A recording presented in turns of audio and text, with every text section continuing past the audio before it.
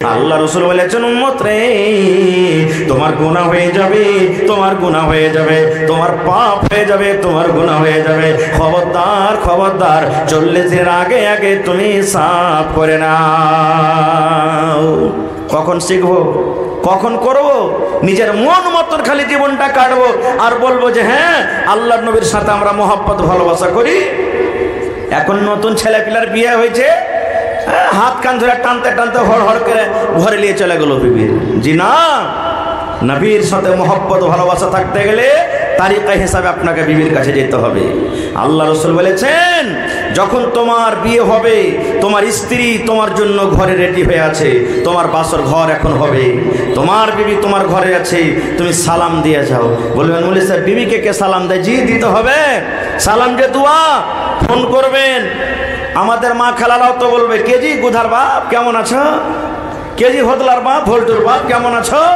এই দেখেন কত তো ভাইয়েরা হবে, ভালো আছি রে গুধির মা, ভালো আছি, ভালো আছি, তুই কেমন আছিস? হ্যাঁ, ও বিয়ে বেকেরা গল্প করবে, মনে হয় স্ত্রীটা ওর ছোট ভাই, আর ইও বলবে হ্যাঁ গে গে গে, কোথায় গেল গে, কি করবে গে, কখন যাবে বাজার গে, গে গে কেরা গল্প করবে, তা মনে হয় এটা ওর শাশুড়ি। কাহার কথা করবার ভাইস নাই। কিন্তু খের যা হোক, আল্লাহ রাসূল বলেছেন, তোমার বেবি তোমার জন্য পালঙ্গে, তোমার জন্য বিছানাতে চকিতে রেডি হয়ে আছে। আল্লাহ রাসূল বলেছেন, উম্মত সালাম দিয়ে তোমার বিবির কাছে যাও, আর তোমার বিবির কাছে যাওয়ার পর এই সুন্দর করে কপালের ওপরকার মাথার কাপড়টা তুমি হটিয়ে দাও, এই কপালটাকে তুমি একটু উদাম করে দাও, আর উদাম করার পর এই মাথার ওপরে কপালের ওপরে যে চুল আছে, এই দুখান তিনখান চুল তুমি ধরে নাও, আর চুল ধরার পর তুমি একটা দোয়া পড়ো, চুল তুমি ধরে রাখো, আর এই দোয়াটা পড়ো, আল্লাহুম্মা ইন্নী আসআলুকা খাইরাহা ওয়া খাইরা মা জাবালতা আলাইহি ওয়া আউযু বিকা মিন শাররিহা ওয়া শাররি মা জাবালতা আলাইহি। কি দোয়া? বিবি নতুন বউ বাড়িতে আছে, এই মাথার উপরে কপালের উপরে চুল আছে, এই চুলটাকে আপনি ধরে নেবেন, আর ধরে নেওয়ার পর দোয়াটা পড়বেন, আল্লাহুম্মা ইন্নী আসআলুকা খাইরাহা ওয়া খাইরা মা জাবালতা আলাইহি ওয়া আউযু বিকা মিন শাররিহা ওয়া শাররি মা জাবালতা আলাইহি। তারপরে নবী বললেন, তোমার বিবির সাথে ভালো মন্দ কথা বলো, ভালো মন্দ কথা বলার পর তোমার বিবির সাথে তুমি মিলন করবে, তোমার বিবির সাথে তুমি জেমা করবে, তোমার বিবির সাথে তুমি সহবাস করবে। নবী বলেছেন, উম্মত রে, তোমার বিবির সাথে মিলন করার আগে আগে তোমাকে একটা দোয়া পড়িতে হবে। কি দোয়া পড়িতে হবে? বিসমিল্লাহি আল্লাহুম্মা জান্নিবনা শাইতান ওয়া জান্নিবিশ শাইতানা মা রাযাকতানা। বিসমিল্লাহি আল্লাহুম্মা জান্নিবনা শাইতান ওয়া জান্নিবিশ শাইতানা মা রাযাকতানা। বিবির সাথে মিলন করার আগে এই দোয়াটা পড়বে।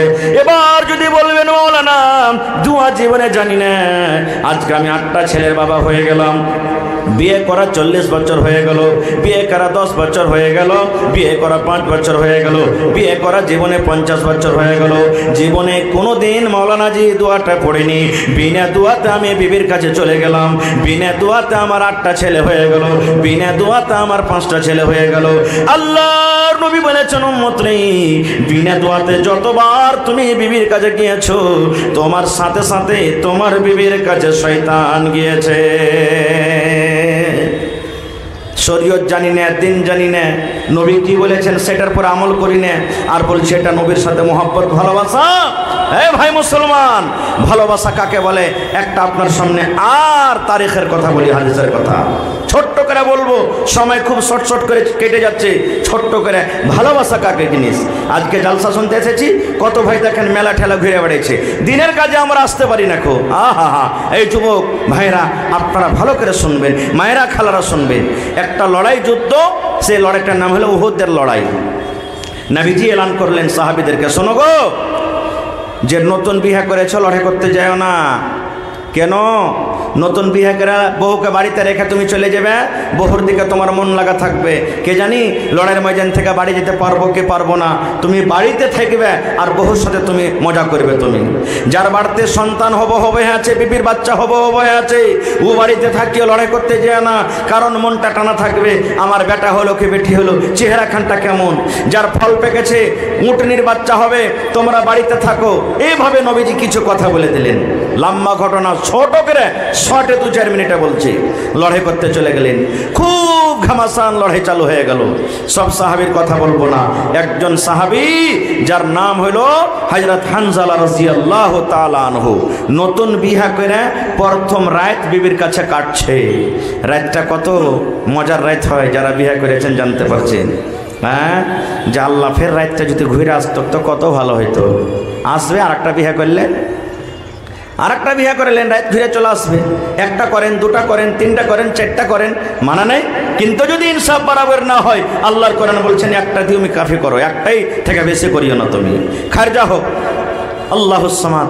কত যুবক ভাইরা বা আমাদের জীবন হয়েছে, আপনাদের জীবন হয়েছে 8 ঘন্টা 10 ঘন্টার রাত, মনে মনে বলি আজকের রাতটা যদি সালা 20 ঘন্টার হয়তো তো কত ভালো হইতো। জীবনটা একটা এমন জীবন, প্রথম রাত খুব আরামের রাত হয় মানুষের। বিবির কাছে আছেন কে? হযরত হানজালা রাদিয়াল্লাহু তাআলা আনহু। এদিকে যুদ্ধ চলছে, এক বেঈমান মুশরিক নবীর মাথাতে এমন ভাবে তলোয়ার মেরেছে, আঘাত করেছে, নবীর মাথার হেলমেট ভেঙে সুবহানাল্লাহ নবীর মুখে, চোখে, হাতে বিভিন্ন রকমের জখম হয়ে গেছে। অনেক সাহাবায়ে কেরাম জখম হয়েছেন, ৭৪ জন বড় বড় আল্লাহুস সামাদ সাহাবায়ে কেরাম ওই লড়াইতে শহীদ হয়েছেন। এত মুসলমানের ক্ষতি। একজন এলান করনেওয়ালা গ্রাম এলান করেছেন রাতের বেলাতে, কি ওরে আল্লাহ নবীর সাহাবীরা, কে তোমরা বাড়িতে আছো রে? নবীর আমার ডাক হয়েছে রে, তাড়াতাড়ি করে তোমরা জিহাদের ময়দানে তোমরা হাজির হয়ে যাও। ওই যে হানজালা রাদিয়াল্লাহু তাআলা আনহু বাড়িতে আছেন, বিবির সাথে রাত কাটছে, প্রথম বাসর ঘর। 10 মাস করে বিছান থেকে উঠে গেলেন। বিছান থেকে উঠে যাওয়ার পর কোরাতে জেরা রাখা ছিল। জেরা বলতে লোহার একটা পিরন। দুশ্মনেরা যদি তালওয়ার মারে তালওয়ার লাগবে না, তীর মারলে তীর লাগবে না, বডিটার হেফাজতে থাকবে, একে জেরা বলা হয়। জেরা পিনতে শুরু করে দিয়েছি, হাতে তালওয়ার নিয়ে নিয়েছি। ভালোবাসা নতুন বেবি, বাড়িতে কিন্তু সব কিছু দেখছেন ঘরের ভিতরে। এইবারে মুসলমান জেরা যখন পিন্দা হয়ে গেল, হাতে তালওয়ারটা নিয়ে নিয়েছেন। এবার বেবির কাছে এসে বলছেন, বিবিরি আমি চললাম জিহাদের ময়দানে, আমি চললাম। আল্লাহর নবীর ডাক হয়েছে বিবিরে, আমি আল্লাহর নবীর কথাতে আমি লাব্বাইক বলে দিলাম। এইবারে বিবি বলছেন, স্বামী গো আজকে আমাদের প্রথম বাসর ঘর, আজকে আমাদের প্রথম রাত।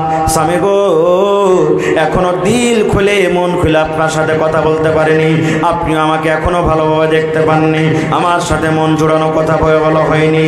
ও ভালোবাসা স্বামী, একটুখানি কার দাঁড়িয়ে যান, একটুখানি কার দাঁড়িয়ে যান, একটুখানি আপনি আমার কাছে থাকেন, একটুখানি আপনি আর সময় দিয়ে দেন। হযরত হানজালা বলছেন, বিবি রে আর তোমাকে সময় দিতে পারবো না রে বিবি, আল্লাহর নবীর ডাক হয়ে গেছি, আমাকে তাড়াহুড়া করে যেতে হবে। ও বিবি রে, আল্লাহ যদি আমাকে বাঁচিয়ে রাখে, আমি যদি লড়াই জিততে পারি, যদি লড়াই জিতে গাজী হতে পারি, গাজী হয়ে যদি বাড়িতে করতে পারি, তোমার সাথে মন খুলে খুলে আমি কথা বলবো।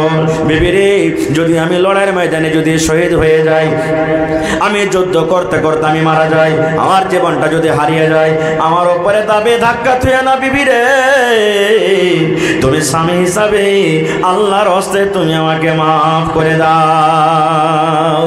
এইবারে ভালোবাসা বিবি আমার বলছেন, স্বামী গো তুমি যে আমার কাছে রাতটা কাটালে গো স্বামী, এই যে তুমি আমার কাছে রাতটা কাটালি, আপনি আমার সাথে সহবাস করেছেন, এই আপনার শরীরটা নাপাক হয়ে আছে, আপনার উপরে গোসল ফরজ হয়ে গেছে, তাড়াতাড়ি করে আপনি ফরজ গোসলটা আদায় করে নেন, আর গোসল করার পর আপনি জিহাদের মাঠে চলে যান।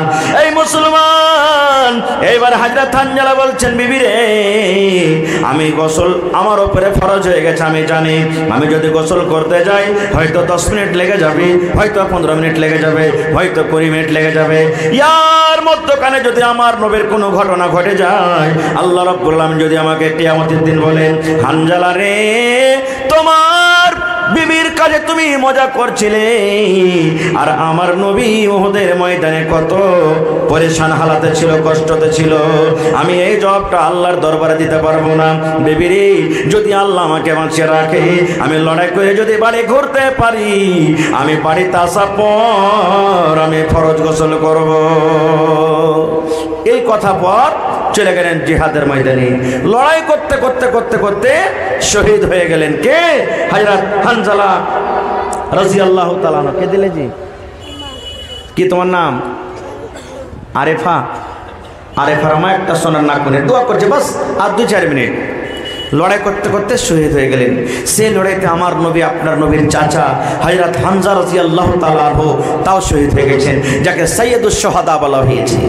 মদিনাতে খবর হয়ে গেল, ওর বেটা মরেছে, ওর বেটি মরে, ওর বেটা মরেছে, ওর পোতা মরেছে, ওর কাকা মরেছে, ওর স্বামী মরেছে, বিভিন্ন রকমের এলান হয়ে গেল। হযরত হানজালার বিবি শুনতে পেরেছে আমার স্বামীও নাকি শহীদ হয়ে গেছে। ময়দানে দৌড়াতে দৌড়াতে এলেন, আল্লাহর নবীকে খবর দিয়ে দিলেন, আল্লাহর নবী গো, আপনার এই জিহাদের ময়দানে যত সাহাবীরা মারা গেছেন গো নবীজি, কারণ আল্লাহর রাহে লড়াই করতে করতে যারা মারা যায় এদের কিন্তু জানাজা নাই। আল্লাহ রাব্বুল আমিন এরাকে এত ভালোবাসেন, বিনা জানাজাতে তারাকে দফন করতে হবে, তারাকে কিন্তু গোসল দিতে হবে না। তাদের রক্তটা এত পাক, এই দুনিয়ার পানিতে তাকে কিন্তু আরো পাক করতে পারবে না। দুনিয়ার পানির থেকে রক্তটা তাদের পাক। ওরে সুবহানাল্লাহ, পরনে যেটা কাপড় আছে ওই কাপড় দিয়ে তারাকে দফন করতে হবে। যেই ময়দানে মারা গেছে ওই ময়দানে তারাকে দফন করতে হবে। হযরত হানজালার বিবি আল্লাহর নবীকে বললেন, ইয়া রাসূলুল্লাহ, আপনি সমস্ত সাহাবীদেরকে বিনা গোসলে মাটি দিয়ে দেন গো নবীজি, কিন্তু আমার স্বামীকে দয়া করে আপনি তাকে গোসল দিয়ে মাটি দেন। নবীজি, আমার স্বামী হানজালাকে আপনি ফরজ গোসল দিয়ে মাটি দেন। নবীজি বুঝে গেলেন যে তার স্ত্রী, নতুন স্ত্রী, স্ত্রীর পাঞ্জরে রাত কাটালছে, স্বামীর স্ত্রীতে মিলামিশা হয়েছে, গোসল করার টাইম পেয়নি। তো নবীজি সাহাবীদেরকে বললেন, ঢোড়ো তো কই হানজালার লাশ, হানজালার লাশটাকে সামনে নিয়ে এসো, তাকে গোসল দেওয়াইতে হবে। এই সাহাবায়ে কেরাম গোটা ময়দানে ছন্দবন্য করে খুঁজতে করে লাগলেন। ডান দিকে কেউ চলে গেলেন, বাম দিকে কেউ চলে গেলেন, সামনে কেউ চলে গেলেন, পিছন দিকে কেউ চলে গেলেন। ওরে আল্লাহ, কিছুক্ষণ খোঁজা পর সামনেকার মানুষেরা এসে বলছেন, সাহাবীরা, ইয়া রাসূলুল্লাহ, হানজালার লাশ আমরা খুঁজে পেলাম না। পিছনের মানুষেরা এসে বললেন, ইয়া রাসূলুল্লাহ, হানজালার লাশ খুঁজে পাওয়া গেল না। ডান দিক থেকে যারা গেছিলেন চলে এলেন, বাম দিকে যারা গেছিলেন চলে এলেন। গোটা জিহাদের ময়দানে খোঁজা হলো, কিন্তু হযরত হানজালার লাশ কিন্তু পাওয়া যায় না। নবীজি সাহাবীদেরকে বলছেন, হ্যাঁ গো, দুশমনেরা কি হানজালার লাশ নিয়ে চলে গেছে নাকি? লাশের বেহুরমতি করবে, বেইজ্জতি করবে, এই জন্য কি ওরা নিয়ে চলে গেছে? দেখো ভালো করে। ওরে সুবহানাল্লাহ, এই করতে করতে দয়ার নবী দেখছেন একটা পাহাড়ের উপরে পাথর রাখা আছে, পাহাড়ের উপরে পাথর রাখা আছে রে। ওই পাথরের উপরে হযরত হানজালার লাশ কিন্তু শুয়ে আছে। যেমন খাটের উপরে মানুষ শুয়ে থাকে, ওই পাহাড়ের উপরে পাথরটা রাখা আছে, পাথরের উপরে হযরত হানজালা শুয়ে আছে। ওরে সুবহানাল্লাহ, তার শরীর দিয়ে top top top top top top করে পানি ঝরছে। যখন মানুষ গোসল করায়, গোসল করার টাইমে যেমন ঝরঝর ঝরঝর করে তার গা দিয়ে পানি পড়ে, হযরত হানজালা রাদিয়াল্লাহু তাআলা নর গা দিয়ে কিন্তু ঝরঝর ঝরঝর করে পানি পড়ছে। আল্লাহর নবী বললেন, সাহাবীরে দেখো ওই হানজালার লাশ ওই যে পাহাড়ের উপরে পাথরের উপরে আছে। সাহাবায়ে কেরাম দেখলেন লাশটা। সাহাবীরা বলছেন, ইয়া রাসূলুল্লাহ, আমাদের মধ্যে তো তাকে কেউ গোসল দেয়নি নবী গো, তবে তার গা দিয়ে কেন ঝরঝর করে পানি পড়ে? আমাদের মধ্যে তো কেউ তাকে গোসল দেয়নি, আমরা তো কোনো মানুষ আঞ্জর পাঞ্জর তার দেখতে পাই না। কে হানজালাকে গোসল দিলে, হানজালাকে কে গোসল দেওয়াইলে, তার শরীর দিয়ে কেন পানি ঝরে? আল্লাহ রাসূল বললেন, সাহাবীরে আমার হানজালা আমাকে এত ভালোবেসেছে, এত ভালোবেসেছে, কোরআনকে এত ভালোবেসেছে, দিনকে এত ভালোবেসেছে, আল্লাহর দিনের প্রতি মহব্বত ভালোবাসা দেখিয়েছে। আমি নবী আমাকে এত ভালোবেসেছি। হযরত হানজালার নতুন রাত ছিল, প্রথম বাসর ঘর ছিল রে। বিবির নবীর সাথে মিলামিশা করেছে, গোসল করারও টাইম পায়নি, সময় পায়নি রে। আমার মহাব্বত ভালোবাসা দেখিয়ে লড়াইয়ের ময়দানে এসে নিজের গলা কাটিয়ে আল্লাহর রাহে নিজে শহীদ হয়ে গেছে। আল্লাহ রাব্বুল আলামিন এই ভালোবাসাটা এত ভালোবেসেছেন, আল্লাহ তার আমলটাকে এত পছন্দ করেছেন। আল্লাহ ফেরেশতাকে ডাকতে বললেন, ফেরেশতা রে, আমার হানজালাকে দুনিয়ার মানুষ গোসল করাবে না রে, দুনিয়ার মানুষ গোসল করাবে না। যা যা রে ফেরেশতা, আমার হানজালাকে তোমরা নিজের হাতে গোসল দিয়ে দাও। নারে তাকবীর। হয়নি, হবে না, হতে পারে না আমার নবীর সাথে কারো তুলনা। হয়নি, হবে না, হতে পারে না আমার নবীর সাথে কারো তুলনা। হায়রে তুলনা তো দূরের কথা, ছায়াও মিলে না। হয়নি, হবে না, হতে পারে না আমার নবীর সাথে কারো তুলনা। হয়নি, হবে না, হতে পারে না আমার নবীর সাথে কারো তুলনা। সকল নবী রাসূল ছিলেন আল্লাহর দিওয়ানা, দু নয়নে দেখবো আল্লাহ ছিল তামান্না। আরে মোর নবীকে ডেকে নিলেন, আরে মোর নবীকে ডেকে নিলেন দেখবে রব্বানা। হয়নি, হবে না, হতে পারে না আমার নবীর সাথে কারো তুলনা। হয়নি, হবে না, হতে পারে না আমার নবীর সাথে কারো তুলনা। ইউসুফকে দেখে যারা আঙ্গুল কেটেছে, তারা কি আমার নবীর রূপ দেখেছে? ইউসুফকে দেখে যারা আঙ্গুল কেটেছে, তারা কি আমার নবীর রূপ দেখেছে? আরে দেখতো যদি কেটে দিত কলিজা খানা। হয়নি, হবে না, হতে পারে না আমার নবীর সাথে কারো তুলনা। হয়নি, হবে না, হতে পারে না আমার নবীর সাথে কারো তুলনা। নারে তাকবীর। ভাইরে, এই বিষয় নিয়ে আলোচনা করলে 2-4 ঘন্টা আরো লাগবে। তবে আমাকে 2 পয়েন্টে কথা বলার আদেশ হয়েছে। মৌলানা কিছু দিতে হবে, কিছু নিতে হবে। আপনাদেরকে আমি কিছু দিলাম, আল্লাহ যতদূর আমাকে তৌফিক দিলেন। এখন আপনাদের পালা। সাহাবায়ে কেরামের মতন আমরা মহব্বত করতে না পারতে গেলেও শক্তি হিসাবে আমাদেরকে মহব্বত ভালোবাসা করতে হবে। আল্লাহর নবী ঈদগাহের মাঠে একদিন ওয়াজ করলেন ঈদের বকরিদের দিনে, হে মহিলারা তোমরা দান করো, তোমাদেরকে জাহান্নামের আগুনে দেখেছি। মহিলারা নিজের নিজের গয়না, টাকা পয়সা, পায়াল, নাকের কানের যা ছিল জাহান্নাম থেকে বাঁচার জন্য নবীর সামনে সব খুলে খুলে দান করে দিলেন। এর নাম হলো মহব্বত, ভালোবাসা। আল্লাহর নবী একদিন বললেন দান করো। হায়রা তোমার রাদিয়াল্লাহু তাআলা আনহু বাড়ির সমস্ত মালকে দান করে দিলেন, হাফ মাল বাড়িতে রাখলেন, অর্ধেক মাল দান করে দিলেন। হযরত আবু বকর বাড়িতে গেলেন, সমস্ত মালকে আল্লাহর রাহে খরচ করে দিলেন। এর মানে হলো নবীর সাথে মহব্বত, ভালোবাসা। ভাইরে, আজকে 1 টাকা দিবেন, আপনার কাছ থেকে 1 টাকা নেব। এলাকাতে আমার প্রথম, আপনাদের এলাকাটাতে। তবে দেখি একটা লোক এমন আছেন, মৌলানা মাদ্রাসার জন্য 1 কাঠা কিংবা 1 ডিসমিল আমি জমিন দান করলাম। আশেপাশে থাকলে মিলিয়ে দেন, না থাকলে